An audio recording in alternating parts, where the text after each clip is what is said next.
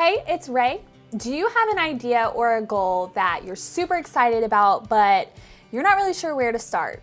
Or if you're really honest with yourself, you're wondering, am I even good enough for this?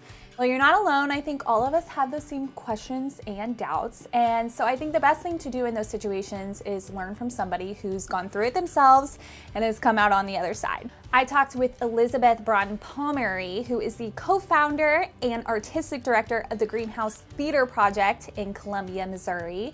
And her co-founder, Emily Adams, are really passionate about taking innovative theater and putting it into unexpected places. So what that looks like is taking a classic piece like Shakespeare and adapting it and performing it in a really cool space like an art studio, a museum, a yoga studio, and I think they're even taking one to an escape room.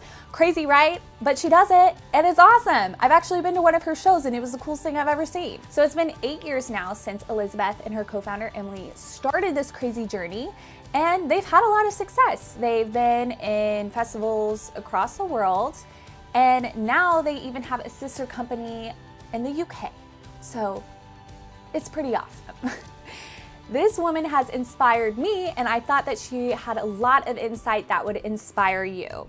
So let's go talk with Elizabeth now to hear about how risk-taking, vulnerability, and empathy can help you achieve your goals. So I'm with Elizabeth Broughton-Palmieri, and you are the co-founder of the Greenhouse Theater Project, Correct. which is in Columbia, Missouri. You know, we have so many people who are going to be watching this and watching, you know, you share how you had this big idea and how you have brought it to life. But for those people who are maybe watching this and you have your big idea of your own, but maybe are scared to take that risk, you know, what would you say to them? Can you relate to them? Of feeling Yeah, that gut absolutely. feeling like, oh no. Absolutely. Yeah. I think definitely having a partner when I began this journey, having Emily gave me the courage and confidence, both of us, you know, to really do it, because we had each other to kind of rely on. Having someone hold you accountable is great. So if no matter like what your creative world looks like, if you're a writer, a visual artist, whatever, I think finding a group of like-minded people that can help you like look at your work, help critique if that's what you want, or just to get together to work together at different times is really good. Also, making a list of goals for yourself and kind of sticking to it, you know, things that you want to achieve to like tick off the list, because I think it gets really easy to just blow that stuff off, because life, you know, comes into play, and it's like, oh, I could get up and try to work on something for an hour of my own, you know what I mean, whether it's my writing or whatever that is, or I could do the dishes, or I could, you know, do something else that needs to be done. But you have to kind of treat that like it is something that needs to be done. I think that's great advice. If you have a big idea that you want to do, you need to have people around you who are going to be supportive. Yeah. Whether that's a business partner or family or friends, you need people who are going to back you up and say you can do this. Yeah. Because it is hard to carry out an idea, because it does take so much time, like you were saying. And then also treating your goals like something to do on a to-do list.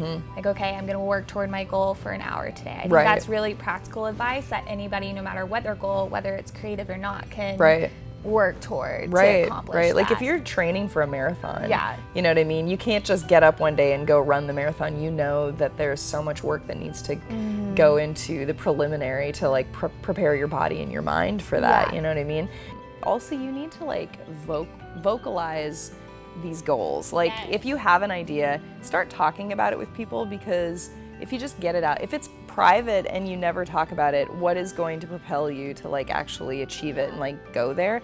But if you put it out there, then other people are going to start asking you about it. Oh, how's that going? And you How is that oh coming? shoot, Yeah. I need to work on that. Exactly. And that's also that like that accountability that I'm talking about, is like having other people to kind of like pull you up by your bootstraps sometimes and say, hey, that was a really great idea that you mentioned once. Why aren't you doing it? Yeah. And do you think that that goes back to fear of failure? You may have this great idea, but I think what's underneath that is, am I enough? Oh my gosh. Success to me is kind of a dirty word sometimes. Really? Why? Only because I think there have been times in my life where I'm not afraid of it now. I feel like I've like grown into myself as a woman, as an artist, you know. But early on in my career, you know, when people would say, "Oh, would you call yourself successful?" Success means something different to everyone. You know what I mean? So it's like if I'm, you know, gauging myself on finances, as an artist, you're never going to be successful. I will never be successful. Right. You know what I mean? So it's like you have to kind of wash away some of those ideas of what your notions of what something should be, like, or what success, you know, should be. And, you know, now I can actually sit back, and when someone asks me that, like, someone just asked me that the other night, you know, I was out with a group of people, and they're like, well, first of all, they said, would you call yourself confident? And I was like, I think I'm a very confident person. It doesn't mean that I don't have doubts, and it doesn't mean that I don't have vulnerability, because that's part of that risk-taking that I'm talking about, you know. When the fear overpowers you, it debilitates you, and it, you know, it prevents you from doing anything because it just gets into your mind and your body. But you know, just kind of fighting through that and telling yourself, I mean, it sounds kind of goofy, but it is almost like a mantra. It's like, yes, you know, yes, I can tackle this, I can handle this, I am confident, I am successful, even though that isn't what, you know, like, I don't have, you know, a 401k that is like, you know, building, you know, extreme amounts of money and stuff like that. It's kind of, my currency is the work that I'm putting out, you know what I mean? It's my time and my energy and the products that I'm putting out that people, you know, even if it's a very small group of people in Columbia, Missouri that get to see my work or witness it, it feeds me, and those people communicate with me after the fact and tell me, you know, what these pieces have meant to them, and that, to me, that's a success. And so in all these years that you've been developing Greenhouse and watching it grow, what's one lesson that you feel like has been something that you've really taken away and grown from? Empathy. I think that has really just kind of become true in so many areas of my life, both as an artist and in my personal life, is to empathize with people. And you know, we always think that we know what's going on or where someone's coming from, but I think that we have to kind of dial it back and open ourselves in a new way to be able to really see them, you know what I mean? So I think that is my number one, I don't know, telling tale is to empathize with people. Thank you so much for talking with me about taking risks and being vulnerable, and we really appreciate it. Oh, thank you so much. If people want to see more about your work and the Greenhouse Theater Project, where can they go? They can go to our website, which is www.greenhousetp.org.